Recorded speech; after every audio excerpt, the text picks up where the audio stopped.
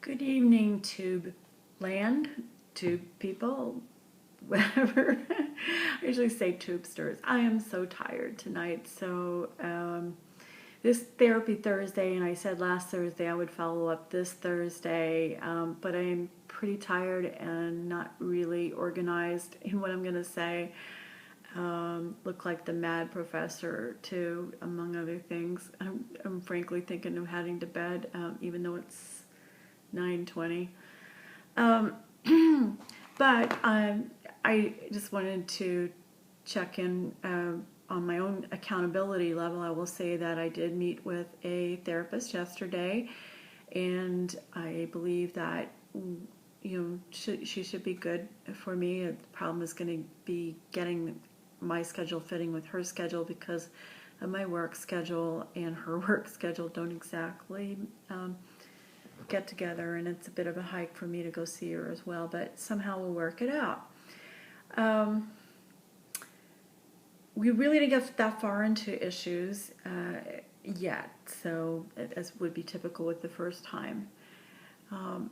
But I did want to let people know that I am going to start tackling all those issues that led to my overeating, and because I want to deal with those,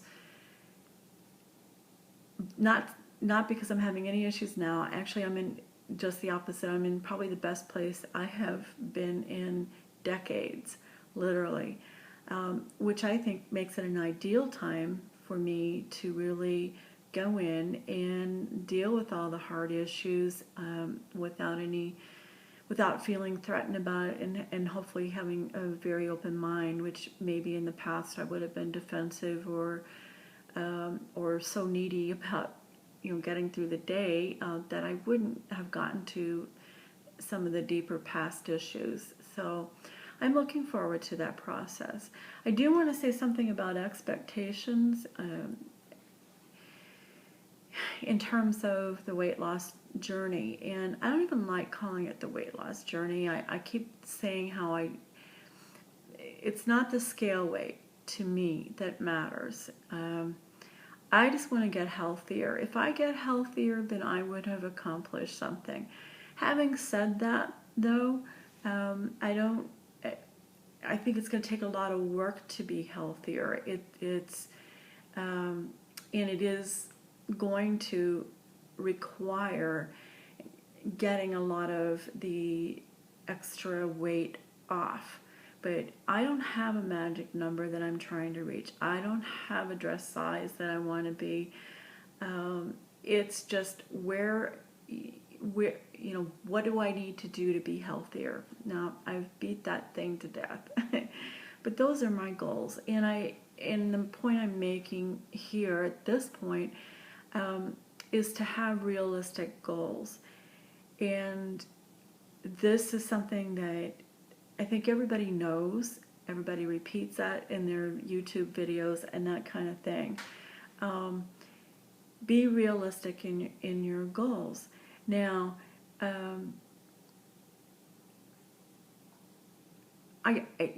hesitating here because I have a little bit of a reaction to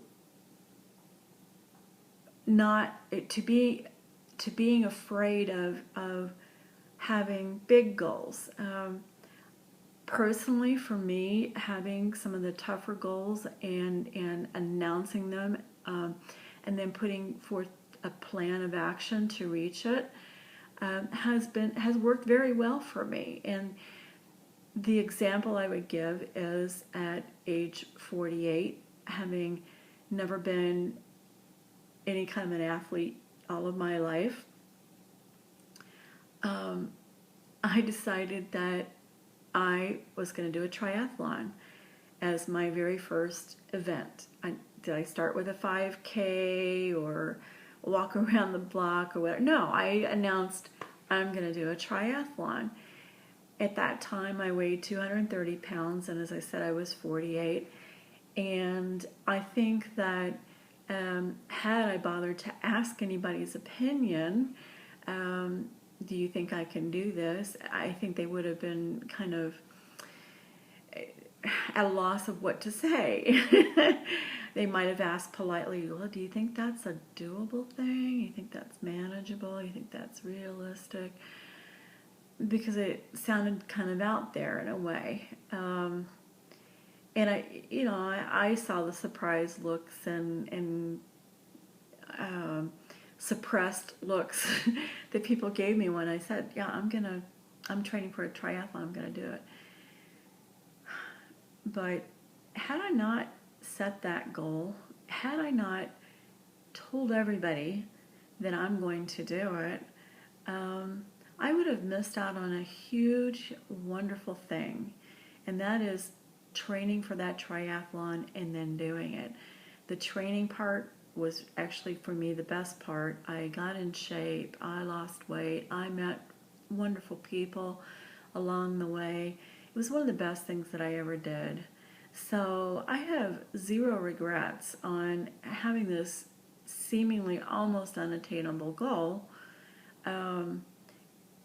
as something that I just put out there and just said I'm going to do it. So when I say that I want to be healthy,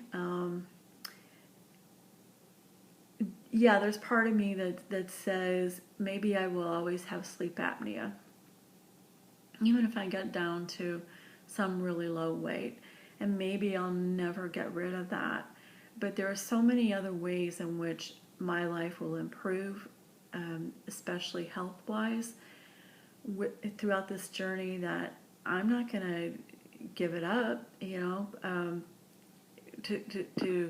To think that, well, maybe I'll never get rid of the sleep apnea. I mean, that's just not going to discourage me one bit. And so when I hear statistics about how so few people, and there's all kinds of statistics out there. I've seen something like only 17% of people who are on a weight loss journey combine exercise with it.